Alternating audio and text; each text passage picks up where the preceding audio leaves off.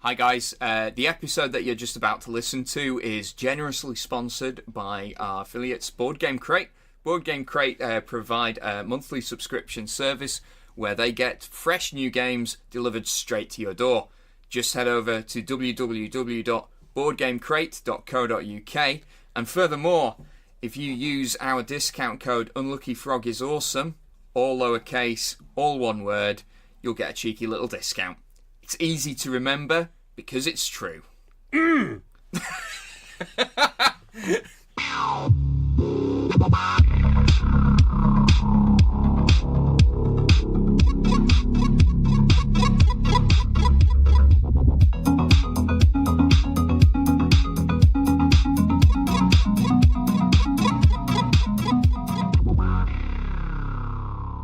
Hello and welcome to the Unlucky Frog Gaming Podcast. You are joined here by your usual hosts, Josh Hartley and Ben Porter. Ben, hot off the trail down to wild Yorkshire. Wild Yorkshire. It was pretty wild, actually. It's been wild up here as well, believe me. Yeah.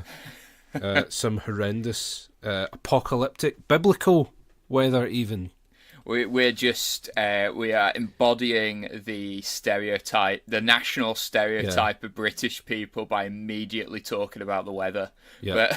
But well, we are joined by a not British person, an American, in fact. We have Erin Dean on the line. Hello, Erin. Hey, thanks so much for having me on this show. I'm excited to be back.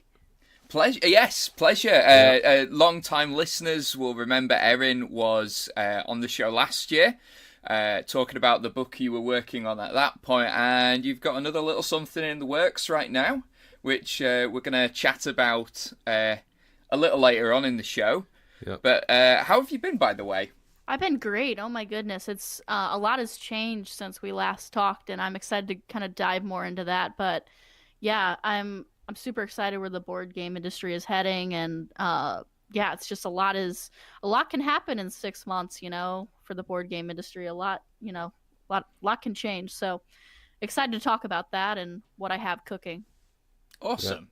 Well, before we dive into anything like that, with a few bits and pieces of news. Let's have a look at how that landscape is looking. That magical land of board game, hobby games, because I guess they're not all board games that we're having this conversation before we recorded. Because you hate the term analog games.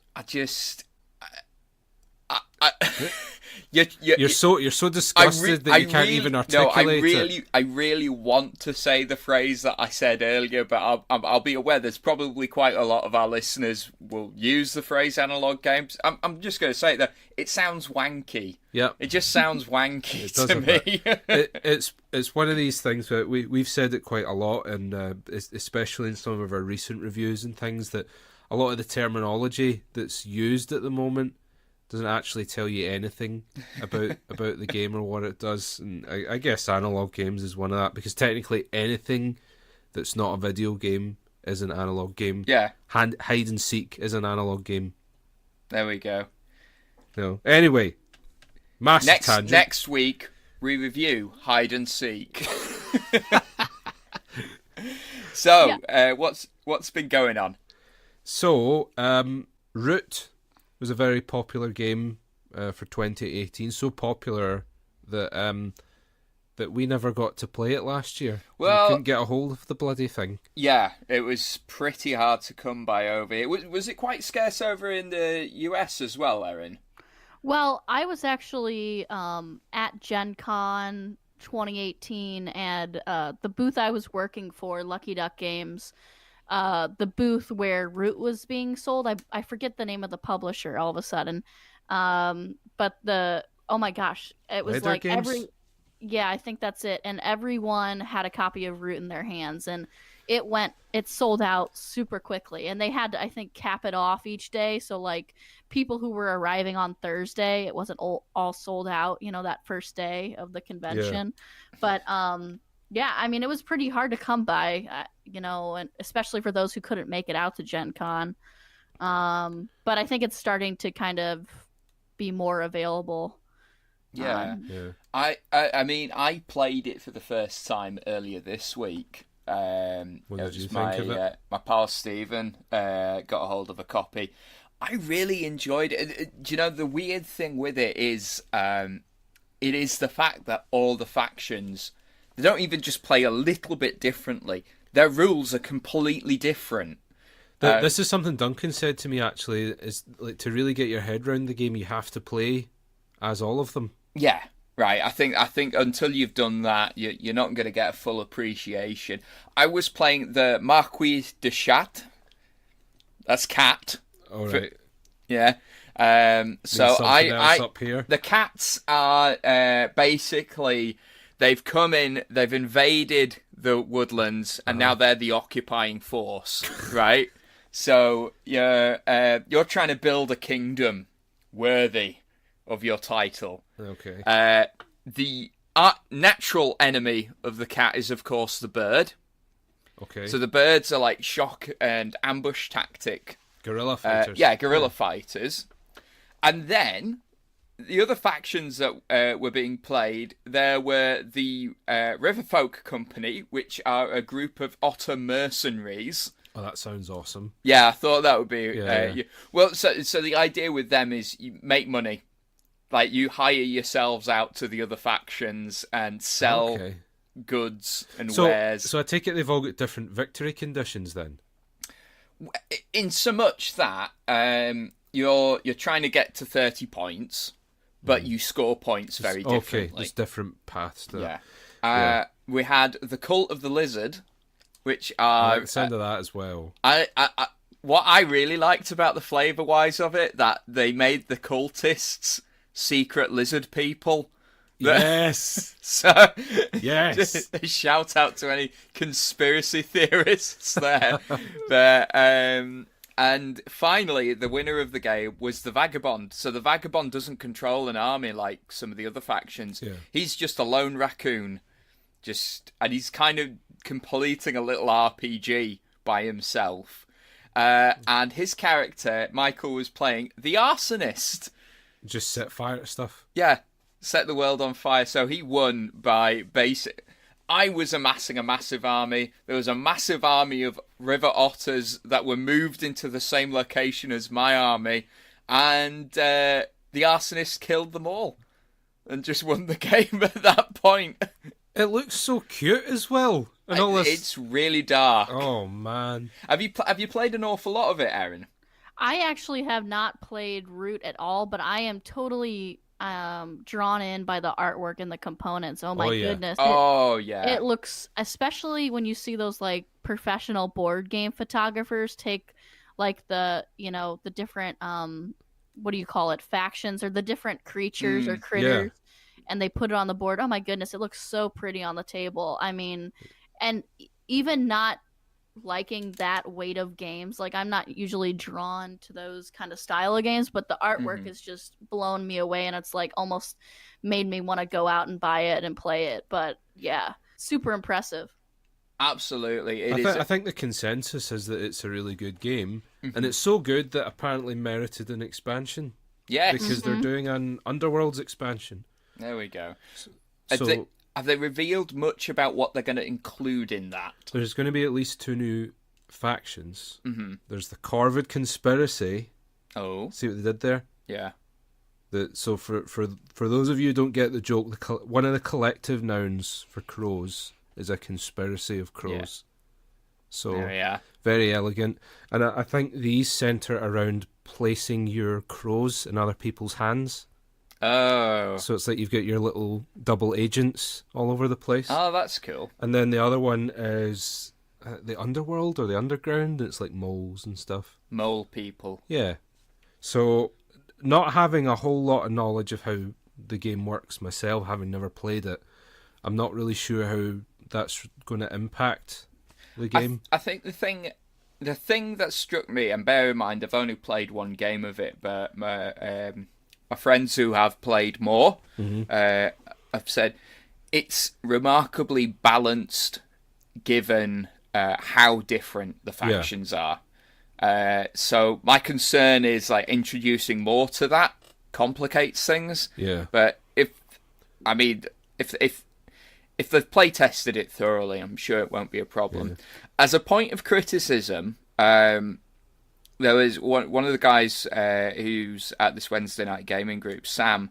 He's not so keen on it, and the rationale is usually someone is getting dumpstered when you play, and that's just not a fun experience. So when that's you're that not person. Good. So someone is getting shat on. Yeah, by everyone. By the Marquis de Chat. Yeah. It's all in the name. Yeah. So that's on Kickstarter at the moment. I believe you can. There is a pledge where you can get the Underworld expansion and a copy of Root. And I everything. may well go for that. So because I want a copy. So the good news is, Erin, that we will be able to get Root eventually. Yeah. Yeah. I mean, I remember when it first came out.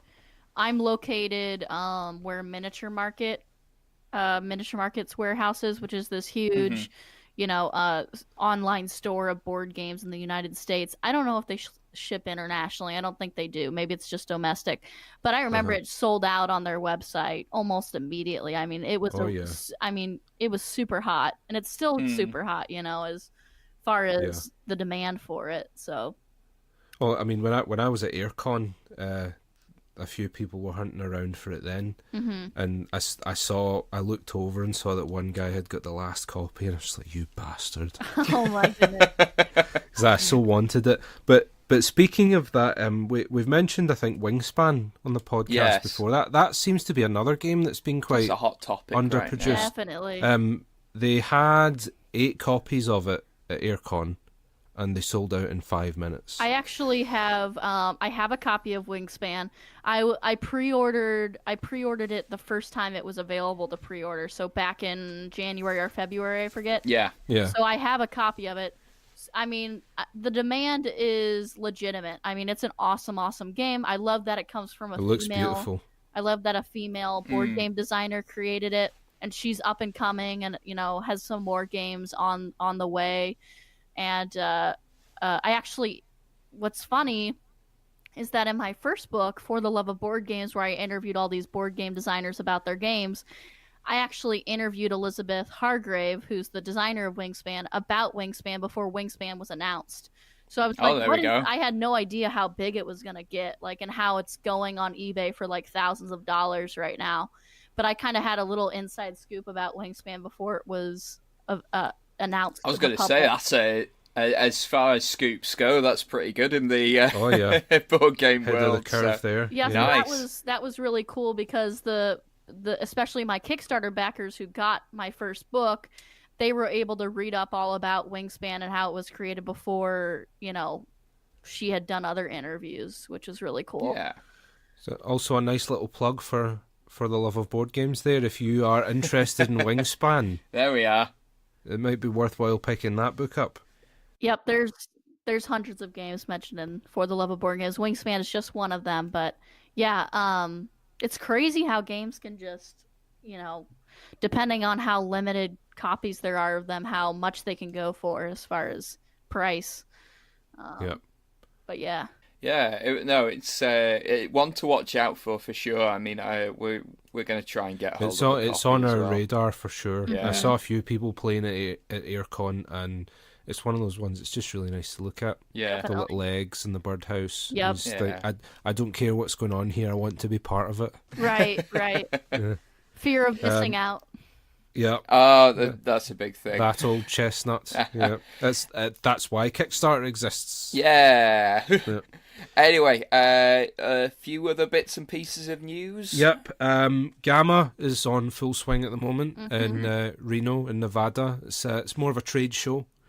But Games Workshop have... Old G-dubs themselves. They've not squandered an opportunity to announce some new plastic crack. There's a lot of it that they've announced. There's a lot. We'll touch on maybe in a later episode, but I think the one thing we do want to talk about is Warcry. Yay! So initially I think everyone thought that this was just going to be like a fantasy version of Kill Team, but it looks as though they're going to focus a little bit more on chaos, at least in the beginning. Well, what it reminded me of was, did you ever play the old Path to Glory games? Yeah, it's that idea. Yeah, you've got your Chaos Warband, you're doing your thing that they want to do, Just fighting each other. while beating each other up. The Chaos don't need an excuse to fight amongst themselves. I guess I'm a little bit disappointed because I was hoping to get my dwarfs to the table in some sort of skirmish game, and we've said before that the Age of Sigmar skirmish rules as they are a little bit half-baked.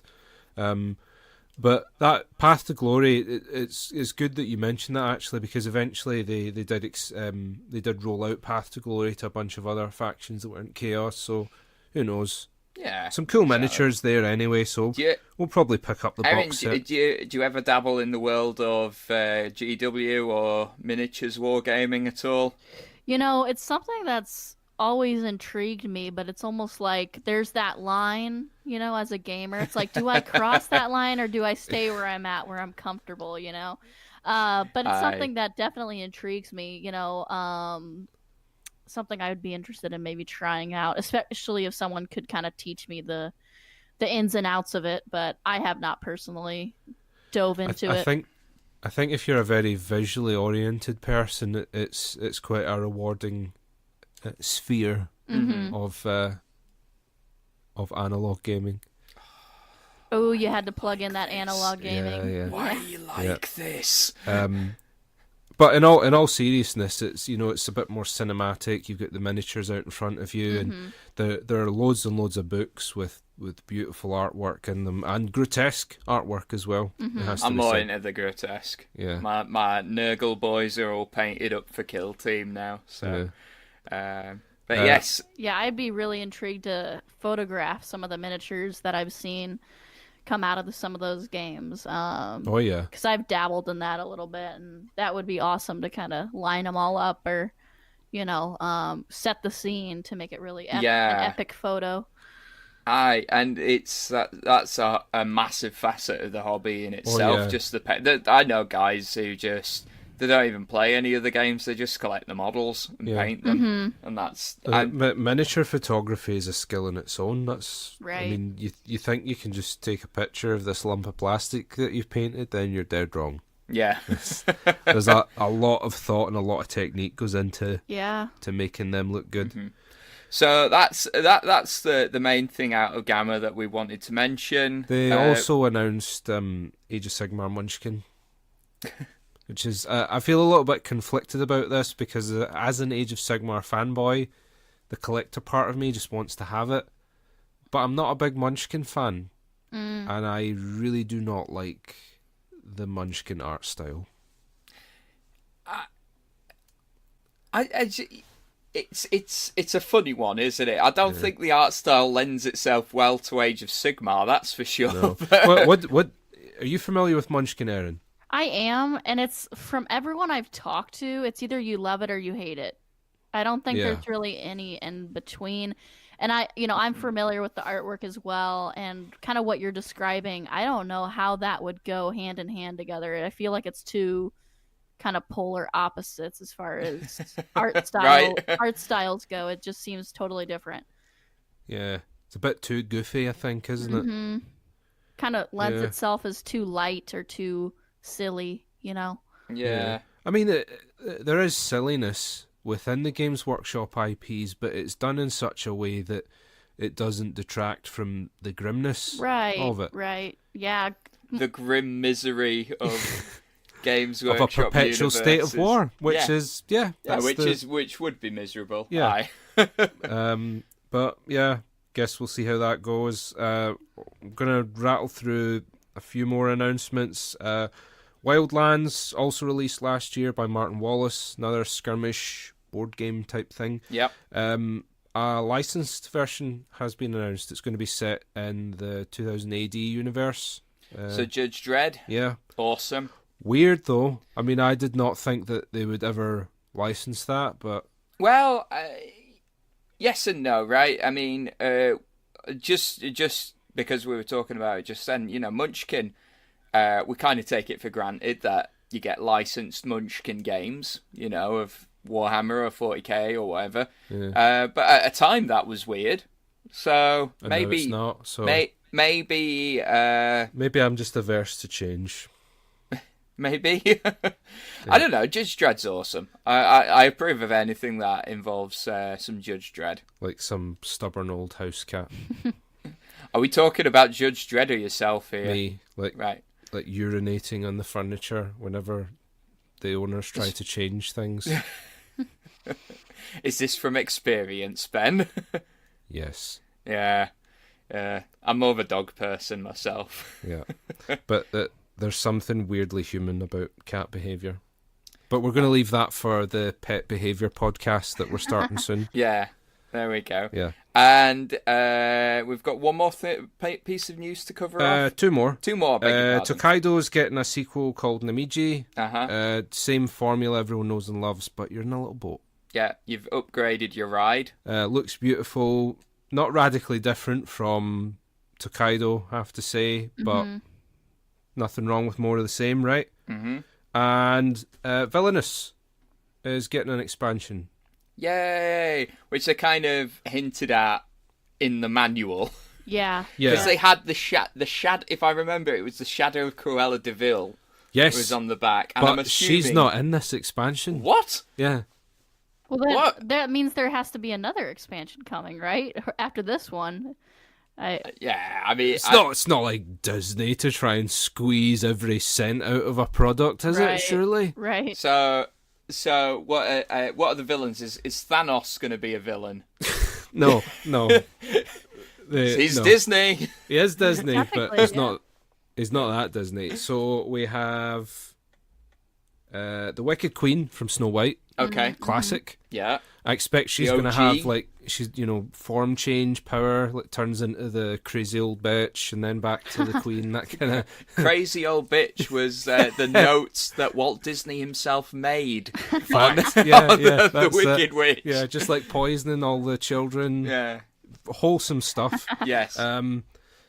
Hades from Hercules is going to be in it. Oh, awesome. That'll be cool. Yeah. I will try and find a James Woods soundboard for when we play this. I loved Hercules when I was a lad. Mm-hmm. I think it's slightly underrated. Yeah. Actually, I think because it came out, was it just after Lion King or? I think it was like 96. Yeah, like and obviously Lion King, like a lot of people rate Lion King as like the best Disney film of all time. Uh-huh. Right. So like anything is gonna, a lot of things are gonna pale in comparison to that, but Hercules was pretty good. Oh yeah, I liked it. I love that song from it. I Won't Say I'm in Love, or what is the leading leading lady in the, I forget her name, but I mean I loved that song as a kid, and it's still a good one.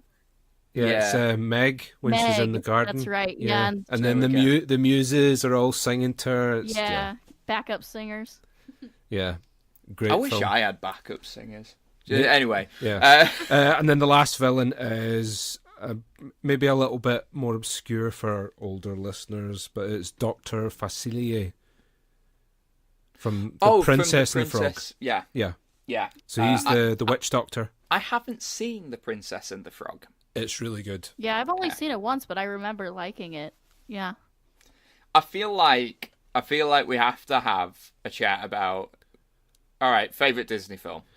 I think that if we do, my sisters are going to be really mad about this because they're going to want in on this. But yeah, favorite Disney film, just animated. Yes, just animated. Right. So I can't say Breadknobs, but no, that is not for consideration. Now, Bedknobs and Broomsticks and Mary Poppins, they're out. They're out. Okay. Pete's Dragon, out. Yeah. Right, just pure animation is what we're looking for. Actually, the first movie I ever saw in a theater, I was really young, but it was The Little Mermaid, and I loved that movie growing up. Okay. So that was actually the first movie I ever saw at a movie theater. So that always is near and dear to my heart. So is that your choice, Erin? Yeah, I'll go with Little Mermaid. I mean, if I had to go with something more recent, like 2000 or later, I would probably pick the original Finding Nemo. Like, where's that Pixar? Okay. That's not. I guess. Yeah. I don't know. Well, it is Disney Pixar though. Yeah, they are part of can of worms now, aren't we? There's there's so many to choose from. Good Lord, yeah. If we start, okay, I'm going to narrow it down. I've got 3 in my head, and I don't know which one to pick. This is Just agony go with for you. one. Yeah. Go with one. You got it. Come on. Right, okay, I'll go with a more obscure one then. Pocahontas. All right. Okay. Colors of the Wind is always a good one. Do you know my favourite song in that is actually the Just the around song? the riverbed. No. It's the one that Radcliffe sings about the gold. Oh, that's kind of Ah. a one that flew Yeah. over the radar. Yeah. He's such a greedy, grasping bastard, and he has this song where he's basically singing about ripping up the state of Virginia Oh, geez. to make himself rich. Yeah, I Oh, well. vaguely remember that. Yeah, it's brilliant. I'm discounting The Lion King, right? The Lion King is the That's best. too obvious. It's so- too obvious. You gotta Okay. pick a more, obscure one. I'm gonna go with Jungle Book. Okay, Okay. yeah. I quite like the character Baloo the bear. There's something that speaks Your to me. consciousness creature. Your consciousness creature, yes. There we go. Yeah. He's got life down. You know, it's just you just don't worry. But at the same time, he struggles with shouldering responsibility, doesn't he? Moving on from Josh's psych session.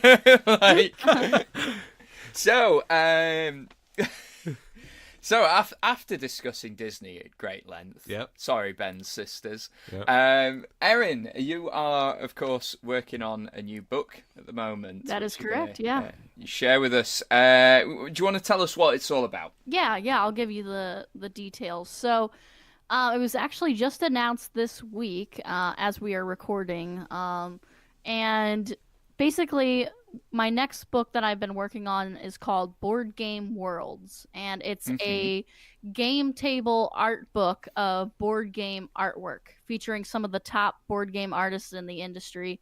Vincent Dutrait, who did the artwork for Lewis and Clark, and he did the artwork for Rising 5 and a ton of other games. He'll be in the book.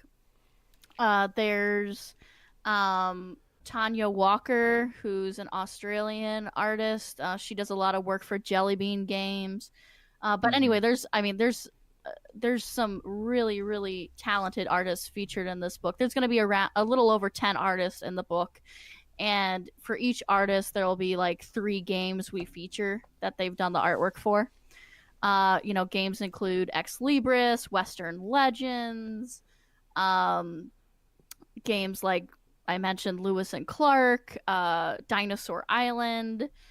So this book is gonna celebrate the awesome artwork that has come out of the board game industry, the board gaming hobby. And not only will the book feature, pages and pages of artwork and how it was created and like initial sketches and seeing the entire evolution of how the artwork came to be, but it'll also feature short interviews with the artists, asking them how they got into the industry, how they create their characters when they're, hired on as an artist for a game, what fuels them, what keeps them going and what keeps them inspired. So it's going to be really cool. I think a lot of board gamers are going to want this on their game table.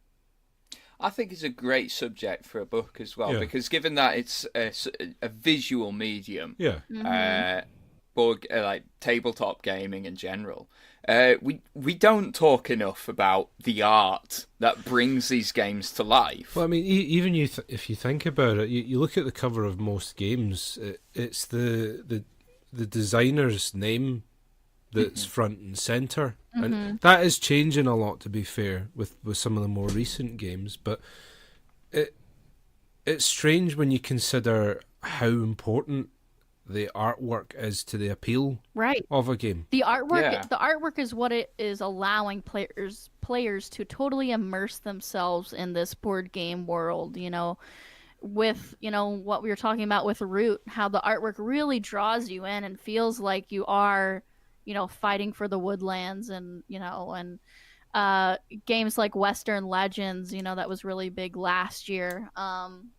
It's just the artwork brings the game to a whole new level. Think about if there was a game with just no artwork and it was just like cards and, Sharpie on it, it would not be the level of excitement as some of these games are that we have now. I can confirm that most, like a lot of historical war games are like that, Oh, yeah. and it is, and you know, a lot of people are into them, and that's great. It can feel like playing an Excel spreadsheet though, rather than actually having an experience. And I mean, we've talked about there are some games that, you know, mechanically they're fine, but if the art style or the presentation of it is just not there, then it jars with you. Yeah. I mean, like Magic the Gathering and a lot of the Games Workshop games, if you didn't have the visuals, no one would play them. There's plenty of games that would totally collect dust on the shelves if it wasn't for their artwork. I mean, just it's crazy how much, especially when you're looking for a game to buy at a store, the artwork is what's going to draw you in, you know. And that's why it's so important, and that's why, you know, I wanted to take this one, you know, section of the industry and really celebrate it and dive into it and you know, learn more about how the artwork is created. Yeah, exactly. So I mean, what was the thought process behind this project then? What made you want to be the person to celebrate that? Yeah, that's a good question. You know, a lot of people, you know, have the debate whether better components or better artwork is more important. And I always fall to the side of better artwork. Yeah.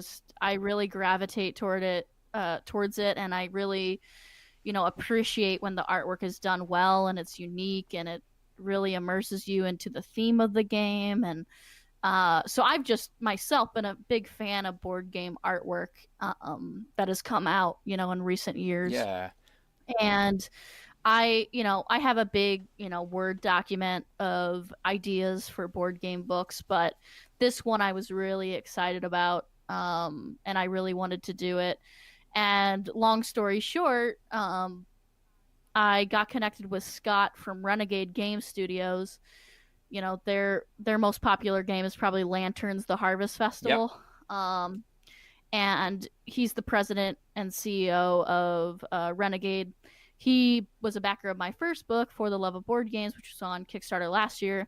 And I kind of told him, yeah, I want to do some more books about board games. And he's like, well, I think we could help you out. And long story short, we formed a partnership from there. So they've been a huge help. And I'm focusing more on the content creation of the book and kind of being the liaison for, you know, the graphic designer and the person who's doing the Kickstarter video. Sure, yeah. And, you know, working with the artist directly.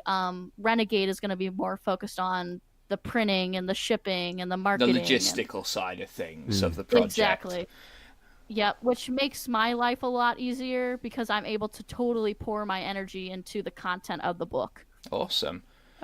So if you... difficult question. Can you pinpoint a single board game that for you is like just your favorite artwork? Yeah, so I really, really, you know, I mentioned him before, but Vincent Dutrait is one of my favorite board game artists, and I really love the work.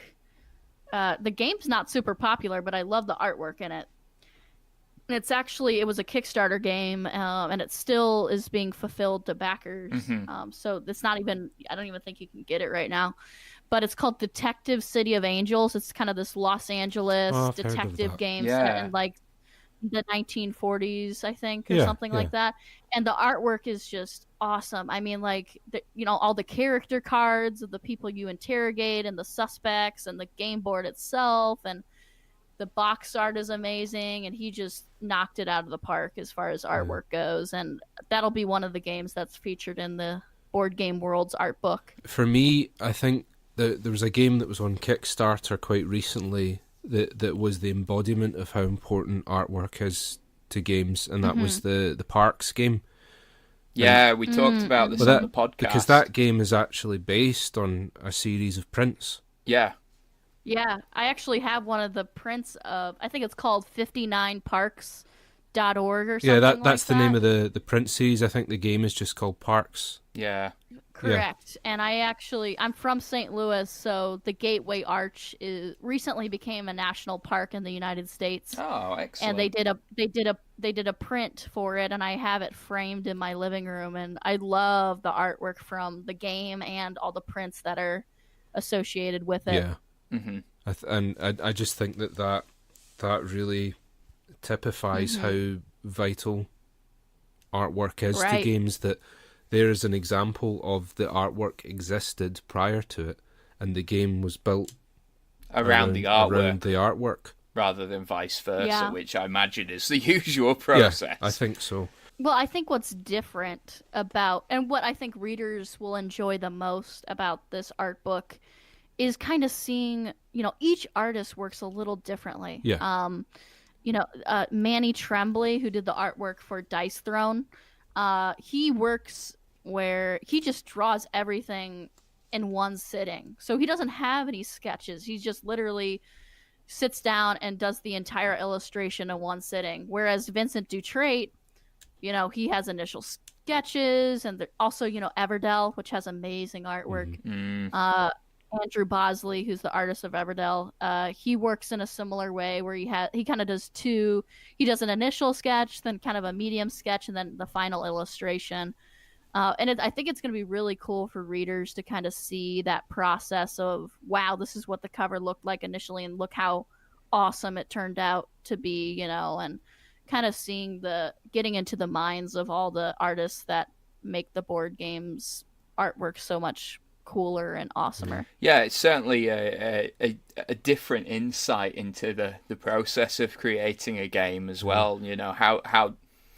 How does the artist bring this to life? Mm-hmm. Well, on that vein,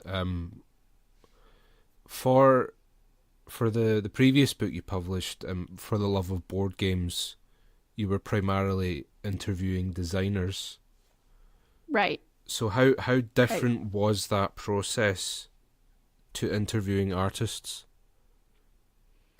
Well, yeah, the books are completely different. Whereas, my first book, it was just kind of a compilation of, over 50 interviews with designers.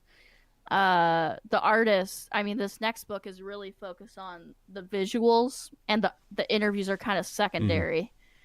But, whenever you're interviewing someone differently, like designer versus artist versus publisher or whoever, you kind of have to frame the questions differently, and, almost put yourselves in the shoes of everyone. Kind of what would people be most curious to know about? And that's kind of how I create my questions. But I've hired a very, very talented graphic design firm called Latigo Creative. Mm-hmm. That's actually a local graphic designer where I'm from, and they're going to be doing all the layout of the art book. So it's not going to just be me throwing it, and there's going to just be a huge collage. They're going to be able to lay it out super nicely and cohesively and make it flow. And I'm super excited, for all the talent that's going into this book, not only the artists themselves and the ones responsible for all the artwork in the book, but like the graphic designer and my book editor who's, making the interviews more polished, and Renegade, bringing their expertise as far as, picking one of the best manufacturers and making sure the print quality is super nice. And I think there's a lot of energy and talent going into the book that it's going to pay off, and board gamers who, buy the book are going to really see and admire. Yeah, and it sounds like a great gift for someone as well. Mm-hmm. Like if you know a tabletop game, which I imagine most of our listeners will know someone. I think personally speaking, and no disrespect to anyone that's doing any other books on the medium, but for me, this is the book that I'm most excited about seeing.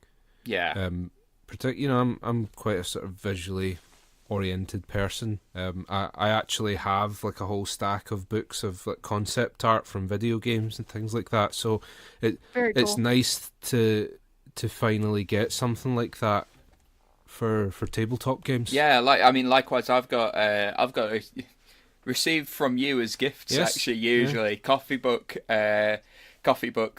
table books rather of Magic the Gathering art as well, and this would be a great addition to that collection. So for any of our listeners who are wanting to find out more, Erin, where can they go to get more information and back your project? Yes, so that's a good question. And so the best way, so the book itself will be launching on the Renegade Games Studios Kickstarter account on April 2nd, and it'll run for 3 weeks. So it'll be up the majority of April. If they want to learn more about the book and updates and, future books, I encourage them to join my Facebook group, Renegade Books, Board Game Worlds. And that title will continually change as new books come out, but it'll always start with Renegade Books. And then right now it's Board Game Worlds, and because that's the current book I'm working on. But so that's the best way, is to join the Facebook group, search for Board Game Worlds or Renegade Game Studios on Kickstarter so you can back the project, and feel free to reach out to me personally on Facebook or Twitter. It's just Erin Dean, ErinDean. And then as far as my Twitter handle goes, and my Instagram handle is both DeanMachine100. I love that. That's amazing. I'm just gonna own it. It's one of those usernames where it's like, should I change it? But you know what? I'm just gonna keep rolling with it. I should probably change my Twitter handle, but I can't figure it out. Yeah. Yours is like a barcode after your name. We went over all these jokes when I first registered with Twitter, but yes. So thank you once again for coming on the show, Erin. Really looking forward to Board Game Worlds coming out and seeing more of that. And thank you at home for listening. Until next time, take care. Bye. Bye. Bye-bye.